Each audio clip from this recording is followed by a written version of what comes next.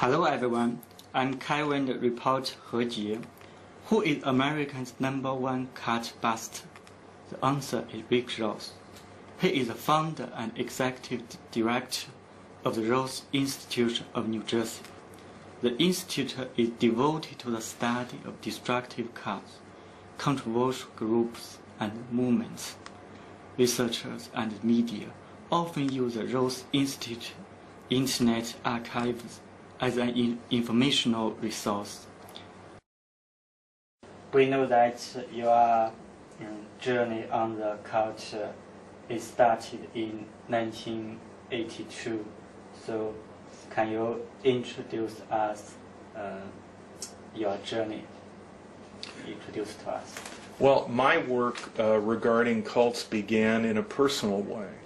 My grandmother lived in a nursing home. She was elderly, she was in her 80s, and a particular group that targeted elderly people asked their members to join the paid staff of the nursing home.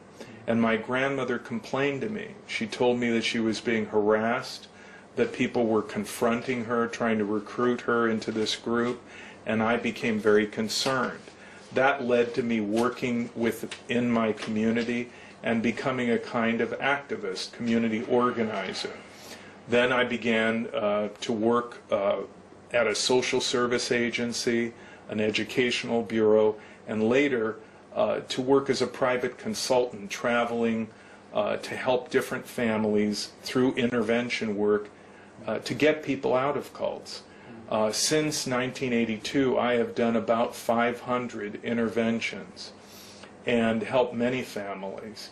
I've traveled all over the United States, Europe, the Middle East, and I've found wherever I go that there are cults everywhere.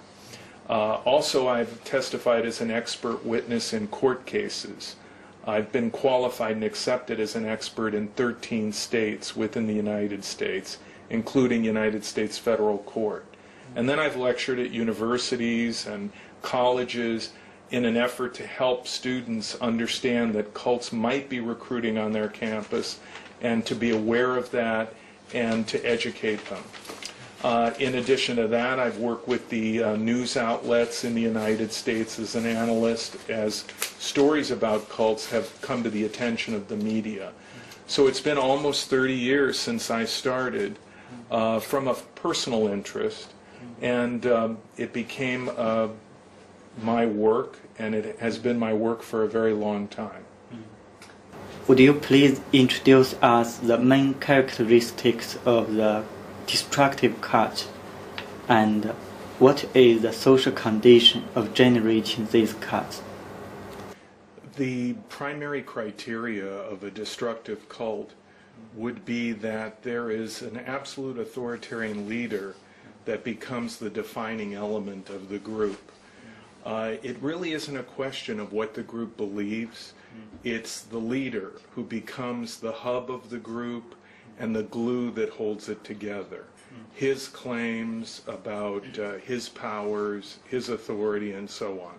And the leader basically controls every aspect of the group and also expects complete submission from the followers.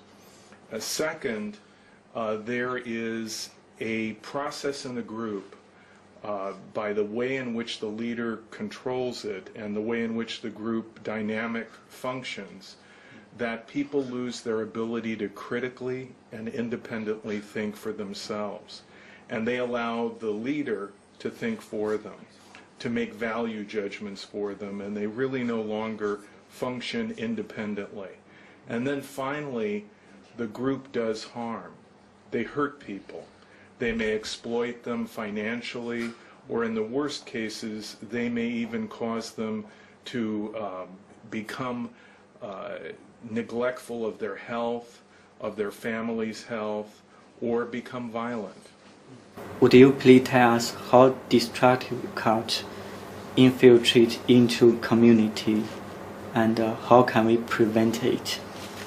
Destructive cults are everywhere in the world. I receive complaints from Asia, from Europe, from Latin America. They come into communities because it's in their best interest and they want to recruit members, and ultimately this makes the leader rich and gains power for the leader. So any community could be targeted.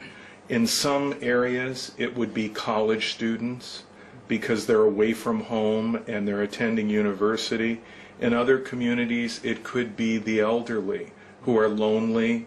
Maybe their family isn't visiting them as often as they once did, and they're looking for a sense of community and fellowship. And I think anyone is vulnerable if they're going through a difficult time in their life. They're feeling lonely, they're feeling depressed, they're having problems at work, problems in their family, their marriage. And at that time, a cult group can find those cracks in a person's life and exploit them and then use that to recruit them into the organization. What kind of means do the destructive cult use to manipulate and exploit their followers? And what's the consequence to them and their families? Well, most destructive cults rely on isolation. So what that means is they begin to monopolize a person's time, control their environment in such a way that they cut them off from their family, from their old friends, from their co-workers, because what the group wants is to control everything they see, everything they experience, and in that way control their mind. And how this harms their life is it causes family estrangement, it can break up marriages, it can cause people to become so preoccupied with the group that they neglect their children, their family, their job. I've seen people give up everything for a destructive cult. Now, in US, France, Germany, Switzerland, Russia, Ukraine, and other countries, there are many organizations and institutions which provide services and helps to the former followers and victims, just like your institute.